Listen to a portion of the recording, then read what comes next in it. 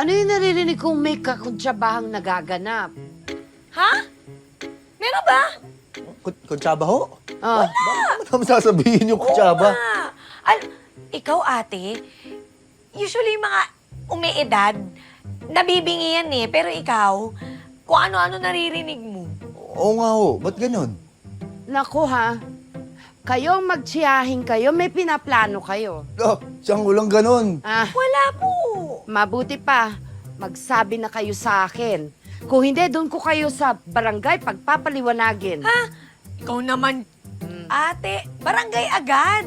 Wala kaming pinaplano. Nagtitiklop nga lang ako ng damit. Ikaw, istorbo ka nga eh. Oo nga, Chang. At saka, alam mo, Chang, nagugutom na nga ho ko eh. Mabuti Oo pa ho siguro kung tapusin nyo na ho yung niluluto nyo, Chang. Ate, ayun o, di mo naririnig? Lakasan. Gumagaralgal. Ang lakas ng tunog. Kaya magluto ka na, ate. Kawawa naman yung Chang Jessa. Gutom na rin ho.